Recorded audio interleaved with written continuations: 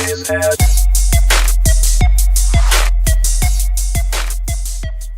going on, everybody? It's Qbear back again with FluidDruid.net to bring you the Lord Heroic Rhyolith encounter in the Firelands 25 man.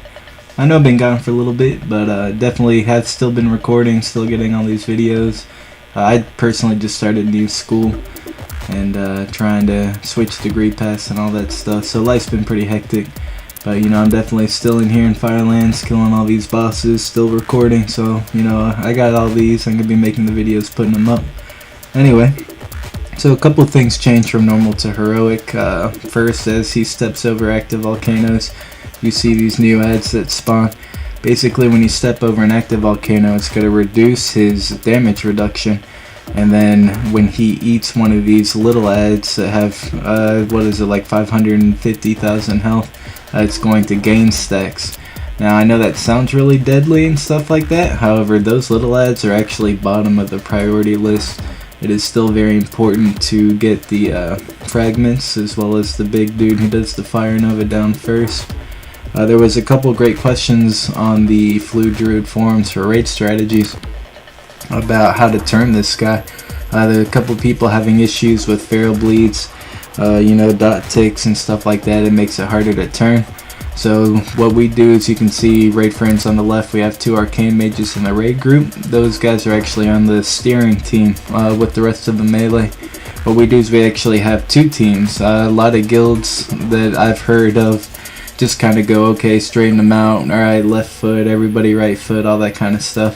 However, for us, we have a dedicated right foot team, a dedicated left foot team, and then when we call for the straight hard switches where everybody needs to switch, everybody will shift to that foot.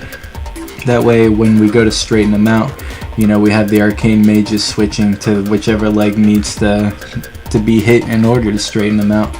And that will push them, you know, again with the melee to switch there to the straight position, so that you're not getting, you know, those drastic turns that kind of screw over a lot of people. They end up missing volcanoes because they overcompensate. So I mean, that's what we do. Again, you know, I take everything that I say is just, you know, what my guild does for this. Very, very viable way of doing it. You don't get the snap turns that you see in a lot of their guild kills for this. As you can see, they're just ads galore on this fight. Again, the little dark gray oozes, they're really bottom. They do add to his armor reduction. However, as long as you have, you know, good DPS in your raid group, which, you know, by the time you're pulling this guy, you pretty well should have. It's just a matter of making sure he's stomping out volcanoes so you don't get your increased fire damage taken stacks too high.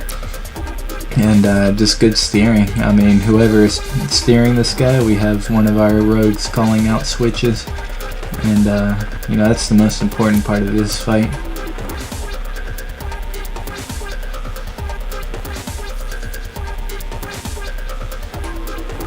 So of course, you know, everything can normally see me eat a fissure there.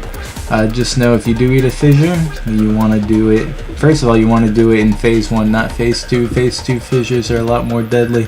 And if you see his foot like he's about to do his stomp and he just recently ate a fissure, that is the time you want to pop personal cooldown. So that you see the stomp there and then fissure right there, and you see exactly how low your health can get. You know, so just make sure you're watching out for good times to cool down. All in all, this fight, decently, once you get the mechanics down, steering of course is what this boss is all about. And as long as you can balance your DPS to keep him steered, as well as get rid of the fragments and the big fire noving ad in decent time, I mean, this fight is pretty easy. I definitely recommend heading here after Shanx. Shanx should be your first heroic kill, definitely. You can see as we start to get him pretty low, we ignore everything, all the ads, everything on the table, and we just burn the boss. He has what is a timed ability called Superheated. After I want to say 5 minutes. I don't know if it's 5 minutes, I'm just guessing. But after a certain amount of time in this fight, he gains another ability, Superheated, which is going to increase his phase 2 damage. You see he just pushes here in phase 2 with 1 stack of Superheated. So that's actually pretty much where you want to be aiming. Phase 2, everybody groups up. There's insane damage. You cannot eat a fissure here. Those beams just kind of do damage. However, trying to spread out and heal everybody is going to be harder than staying grouped up and healing people. So you stay grouped up and you just burn the boss with Bloodlust, and that's to kill him before he kills you.